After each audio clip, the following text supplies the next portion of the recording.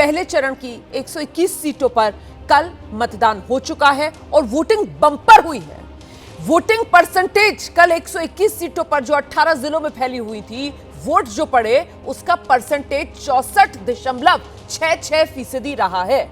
अब सियासी पंडित जो हैं आंकलन कर रहे हैं, बता रहे हैं कि अगर दूसरे और आखिरी फेज की 122 सीटों पर भी इसी तरीके से वोटर्स का उत्साह दिखता है, इसी तरीके से बम्पर वोटिंग होती है, तो फिर ये बिहार की राजनीति को पूरी तरीके से बदलने वाला बिहार विधानसभा चुनाव साबित हो सकता है। कम से कम आंकड़े फिलहाल यही गवाही दे रहे हैं। 64.66% बम्पर वोटिंग पहले चरण में बिहार में हुई है। 2020 अगर बात की जाए, तब विधानसभा चुनाव जब हुए थे और तब जो पहले फेज में वोट पड़े थे इन 121 सीटों पर जिसमें वोटिंग हुई है, वो 55.68% वोटिंग हुई थी। अच्छा, तब आप देखिए पिछली बार 3 फेज में चुनाव हुआ था। पहले फेज की सीटें 71 थी। आजादी के बाद हुए कुल 17 विधानसभा चुनाव के नतीजों से साफ है कि जब जब बिहार में 5% से ज्यादा वोट प्रतिशत बढ़ता है या घटता है, तो राज्य में सत्ता ही नहीं, सियासी दौर बदल जाता है। इस आंकड़े से साफ है इशारा किस तरफ है। हालांकि बिहार के सभी सियासी सूरमा यह दावा कर रहे हैं ज्यादा मतदान उन्हीं के पक्ष में हुआ है। आज़ादी के बाद बिहार में हुए चुनाव में ये सबसे ज़्यादा वोटिंग परसेंटेज है। ये 2 बातों को दिखाता है। पहला कि जो बात हम लोग पिछले कई महीनों से, बल्कि मैं 1-2 साल से कह रहा हूँ कि बिहार में 60% से ज़्यादा जनता बदलाव चाहती है और पिछले 25-30 साल से जो राजनीतिक विकल्प के अभाव में एक तरह से धीरे धीरे राजनीति को लेकर, चुनाव को लेकर उदासीनता बन गई थी, विकल्प नहीं था लोगों के पास। अब जनसुराज के आने से उनको एक नया विकल्प मिला है। लोगों को एक नए विकल्प को देखकर उत्साह रहा है और बड़ी पैमाने पर वोटिंग हुई है, बदलाव के लिए वोटिंग हुई है।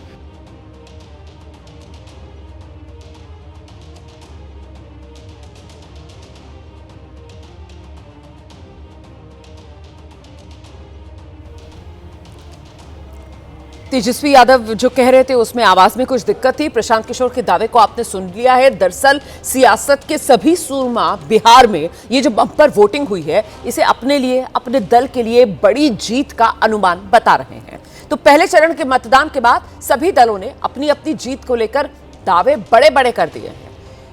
प्रधानमंत्री नरेंद्र मोदी पहले चरण में बढ़त, दूसरे चरण में लहर, ये कह रहे हैं। वहीं तेजस्वी यादव जो सीएम उम्मीदवार है महागठबंधन के पक्ष में मतदान हुआ है, वो ये बड़ा दावा कर रहे हैं। अखिलेश यादव की अगर बात की जाए, समाजवादी पार्टी के अध्यक्ष, तेजस्वी के पक्ष में ये हवा है, माहौल है, संदेश साफ है, ये अखिलेश यादव की तरफ से बड़ा दावा किया जा रहा है। हेमंत बिस्व शर्मा, मुख्यमंत्री असम के, वो कह रहे हैं कि एनडीए इतिहास रचने जा रहा है। और प्रशांत किशोर को तो आपने सुन ही लिया था, जो कह रहे हैं कि साहब विकल्प के तौर पर बिहार की जनता के सामने एक नया दल है और इसीलिए बिहार के वोटर में ये उत्साह है। तो कुल मिलाकर ये जो बड़ा मतदान हुआ है, इसी बढ़े हुए मतदान को लेकर जीत के बड़े बड़े दावे सभी राजनीति के दिग्गजों की तरफ से किए जा रहे हैं।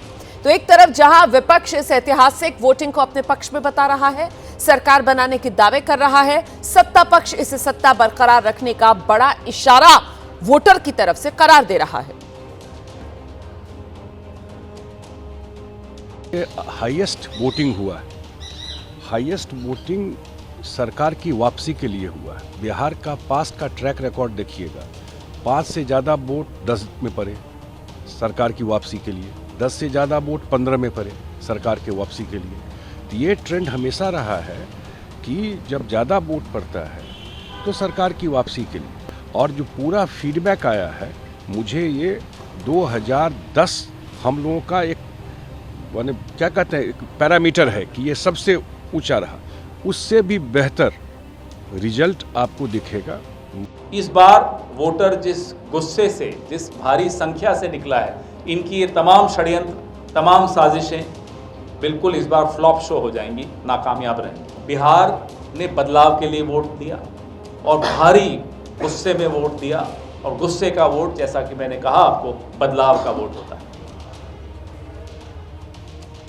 अब ये जो वोटिंग पैटर्न में बिहार में बड़ा फेरबदल हुआ है, इसको लेकर सवाल है। आखिरकार इसका मतलब क्या है, इसके मायने क्या निकाले जाए? क्या इसका मतलब यह है कि जो मौजूदा सरकार है वो बेदखल होने जा रही है? और यह सवाल सामने क्यों आया है, यह समझिए आप जरा। साल 1967 वोटिंग प्रतिशत 51.5% रहा और ये अंतर जो है वो 7 परसेंटेज पॉइंट का रहा। और इसके बाद हुआ क्या था, कांग्रेस हट गई थी सत्ता से और जेडीयू जो है वो सत्ता में आई थी, जनता क्रांति दल। इसके अलावा आप देखिए किस तरीके से ये सिलसिला आगे बढ़ता है। 1990 में 62% वोटिंग परसेंटेज, पिछली बार के मुकाबले में यहां पर भी 5.8% की बढ़ोतरी और उसके बाद भी बड़ा परिवर्तन यहां पर देखने के लिए मिलता है। 1990 में भी कांग्रेस हटती है, जनता दल को ताज मिलता है। 2005 देखिए आप किस तरीके से 46.5% वोट पड़ता है और पिछली बार के मुकाबले गिरावट रहती है करीब 16% की। और इसके बाद आरजेडी चली जाती है सत्ता से और जेडीयू और बीजेपी गठबंधन की सत्ता में वापसी होती है। और इसी तरीके से 2025 का ये फेज 1 अब आपके सामने है। और 2025 के फेज 1 में ये हुआ है कि 64.66% वोट पड़े हैं और जो अभी तक बड़ा फेरबदल इस लिहाज से माने जा रहे हैं कि 8.84% वोट परसेंटेज की बढ़ोतरी पिछली बार के मुकाबले। और इससे अब क्या होगा, नीतीश सरकार बरकरार रहेगी या बदलाव होगा? क्योंकि जब भी इतना बड़ा उलटफेर हुआ है तो जो मौजूदा सरकार रही है उसमें बदलाव तो हुआ है। अब इस बार क्या होने जा रहा है, यही बड़ा सवाल है। अब आप ये मानकर चलिए कि कल दिन भर की चुनावी थकान के बाद भी बिहार में दोनों गठबंधन अब चैन से नहीं बैठे हैं। दोनों खेमों में इस वक्त वोटिंग परसेंटेज को लेकर जबरदस्त गुणा भाग शुरू हो गया है। प्रधानमंत्री नरेंद्र मोदी ने वोट रुझान को पढ़ लिया है, दावा कर दिया है कि पहले चरण में उन्होंने एनडीए के पक्ष में बहुत भारी लहर देख ली है।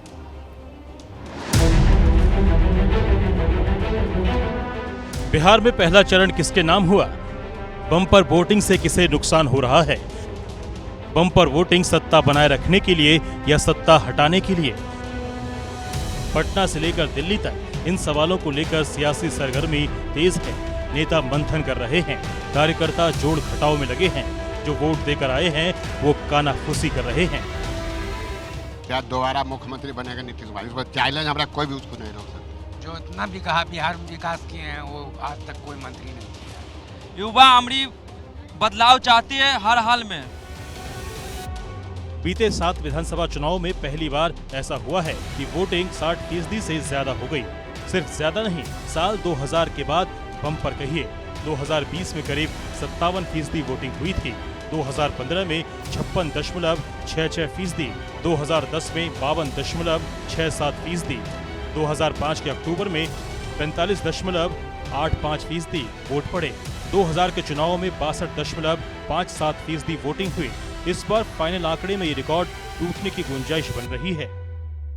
विधानसभा निर्वाचन जो हुए थे 2020 में, उसमें मतदान प्रतिशत 57.29% है।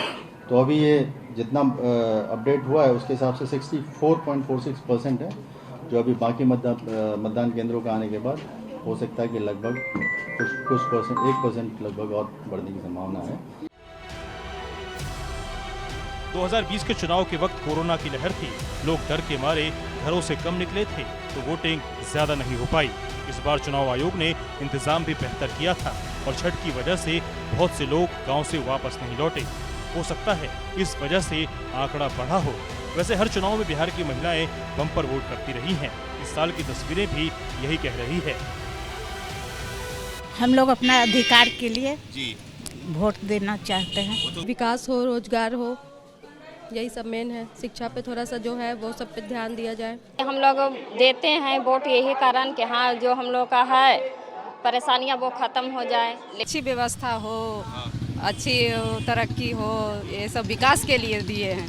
अच्छे विकास के लिए और अच्छी तरक्की के लिए भविष्य को देख के मतदान अपना करती हूँ। बम्पर वोटिंग से किसे फायदा हुआ और किसे नहीं, ये तो 14 नवंबर को नतीजों से मालूम होगा। लेकिन दावे अभी से दोनों तरफ के नेता करने लगे हैं। 121 सीटों में से लगभग 100 सीटों के आसपास एनडीए जीत रही है। साहब आपका ये गुंडा राज चल रहा है, अब इसको ख़त्म करना है। पिछले 30 साल में सबसे ज़्यादा पोलिंग ये दिखाता है कि बिहार में बदलाव होने जा रहा है। 14 तारीख को नई व्यवस्था बनने जा रही है। अब बिहार में पहले चरण के मतदान के बाद नेता प्रतिपक्ष राहुल गांधी ने बड़ा बयान दे दिया है। बिहार में बीजेपी के दावों पर राहुल गांधी की प्रतिक्रिया सामने आई है। राहुल गांधी कह रहे हैं बीजेपी वोट चोरी करती है, इसीलिए जीत का दावा करती है। चुनाव के पहले जीत का दावा वोट चोरी का ही नतीजा है। ये राहुल गांधी की तरफ से प्रहार किया जा रहा है बीजेपी पर।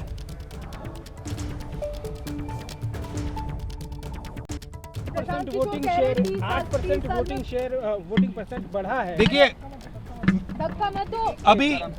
अभी प्रोसेस चल रहा है, हमारे पास बहुत सारा मटेरियल है, प्रोसेस हम चलाते जाएंगे। हिंदुस्तान के जेन ज़ी जो हैं और युवा हैं उनको हम क्लियरली दिखा देंगे कि नरेंद्र मोदी चुनाव चोरी करके प्रधानमंत्री बना है, बीजेपी चुनाव चोरी करती है। क्लियरली बता देंगे, कोई डाउट नहीं होगा। Thank you. अब पहले चरण में मतदान बढ़ने की वजह क्या हो सकती है, आपके मन में ये सवाल आ रहा होगा। तो देखिए, अब इसके पीछे की कुछ वजह हैं जो मैं आपके सामने एक एक कर रखने जा रही हूं। पहली वजह तो ये हो सकती है कि SIR के बाद वोटर घट गए हैं और मतदान प्रतिशत में ये इजाफा इस लिहाज से देखा जा सकता है। दूसरी वजह यह हो सकती है कि छठ पर्व के बाद चुनाव हुआ है, जो लोग घर आए वो वोटिंग तक रुक गए कि वोट डालकर ही वापस जाएंगे, ये दूसरी वजह हो सकती है। तीसरी बड़ी वजह यह हो सकती है कि दोनों खेमों में महिलाओं से जुड़े बड़े बड़े वादे किए गए। ऐसे में बड़ी तादाद में जो महिला वोटर है वो घर से बाहर निकली हो और पिछली बार के मुकाबले महिला वोटर ने और बढ़ चढ़कर इस बार वोटिंग में हिस्सा लिया। चौथी वजह हो सकती है कि इस बार रोजगार का मुद्दा बेहद हावी रहा है, तो युवाओं ने बढ़ चढ़कर मतदान किया। पांचवी वजह आपके सामने प्रशांत किशोर की एंट्री भी बिहार चुनाव में एक बड़ा फैक्टर साबित हो सकती है। एक नई उम्मीद बिहार के वोटर के लिए, नए विकल्प बिहार के वोटर के लिए बनकर उभरे प्रशांत किशोर। क्या इसी वजह से लोगों ने मतदान बढ़ चढ़कर किया है? यह भी एक वजह हो सकती है।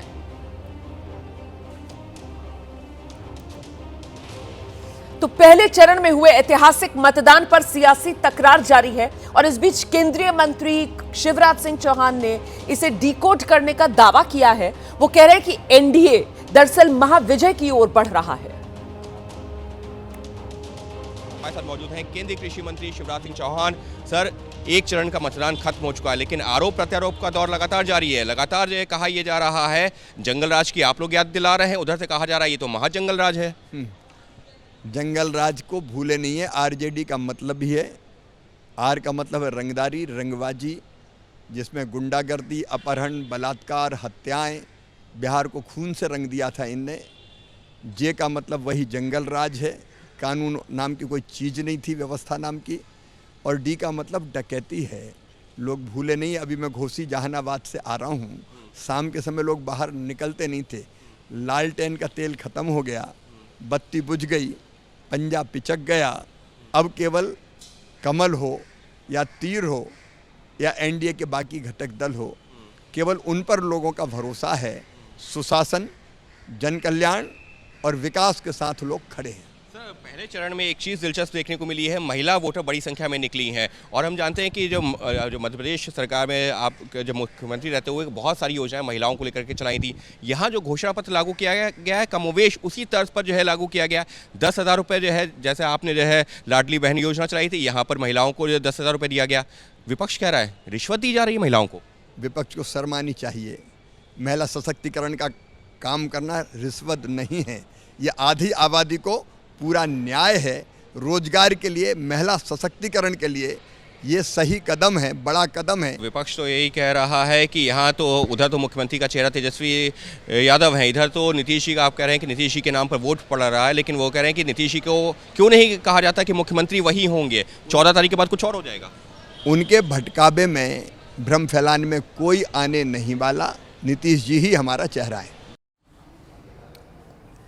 केंद्रीय कृषि मंत्री का दावा आपने सुन लिया। अब एक तरफ तो सभी नेता अपनी अपनी दावेदारी में जुटे हुए हैं और वहीं मतदान का ट्रैक रिकॉर्ड वो ये बताता है कि जब जब बिहार में 5% वोट बढ़ गया या घट गया तो फिर बिहार में सत्ता रही नहीं है, बिहार में सत्ता परिवर्तन ही होके रहा है।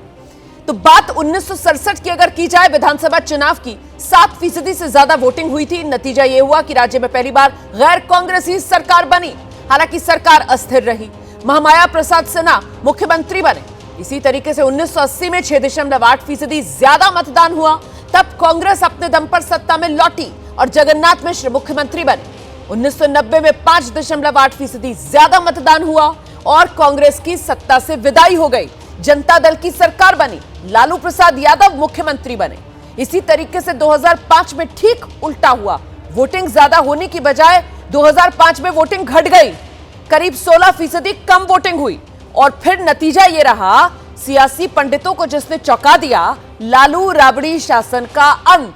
नीतीश कुमार मुख्यमंत्री बने और तब से अब तक नीतीश कुमार ही बिहार की सत्ता पर काबिज हैं।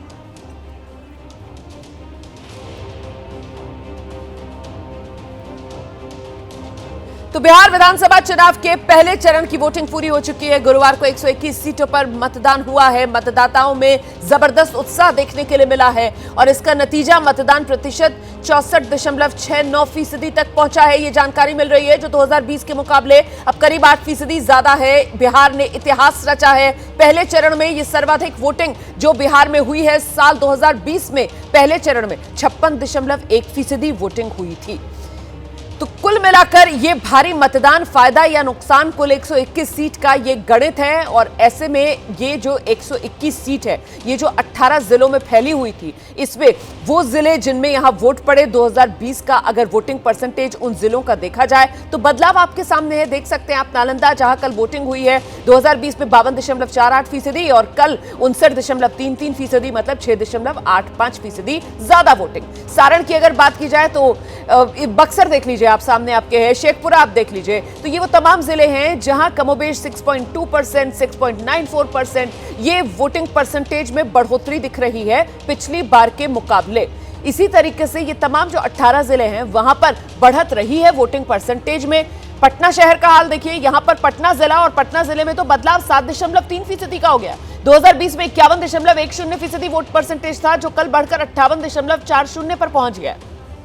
गोपालगंज में 10.23%, जरा सोचिए 10.23% का ये बड़ी बढ़ोतरी जो गोपालगंज में देखने के लिए मिल रही है। अब इसी तरीके से समस्तीपुर में तो और ज्यादा वोटिंग परसेंटेज बढ़ा है 2020 के मुकाबले 12.52%। ये बदलाव बड़ा है। समस्तीपुर, बेगूसराय देखिए यहां पर भी करीब 10% वोटिंग परसेंटेज में बढ़ोतरी 2020 के मुकाबले। मुजफ्फरपुर, लखीसराय, हर तरफ ये बढ़ोतरी देखने के लिए मिल रही है। हमारे नेता का है समीकरण महिला और युवा का, उन्होंने बहुत बढ़ चढ़ के हिस्सा लिया और सभी ने इस बात के लिए ये इंश्योर किया कि भ्रष्टाचार और जंगल राज की सरकार नहीं आनी चाहिए, विकास की रफ्तार कायम रहनी चाहिए। जनता को जो सहूलियतें मिल रही हैं, जनता का ही पैसा है, इससे जनता को सहूलियतें मिल रही हैं, ये आगे भी बरकरार रहना चाहिए। अब पूरे देश में बिहार में पहले चरण में जो बम्पर वोटिंग हुई है इसको लेकर चर्चाएं हो रही हैं। माना यह जा रहा है कि बिहार के नतीजे देश की सियासत की दिशा तय करेंगे। लेकिन फिलहाल बिहार में हुए मतदान पर कई सवाल खड़े हो रहे हैं। सियासी गलियारों में चर्चा चल रही है कि आखिर वोटिंग बढ़ने का सबसे ज्यादा फायदा किसे होगा। नीतीश का रुतबा लौटेगा या सत्ता परिवर्तन होने जा रहा है। 20 साल बाद आरजेडी का वनवास खत्म होने वाला है क्या? एनडीए को फिर मौका मिलने वाला है या फिर होने जा रहा है बिहार की सियासत में बड़ा खेला?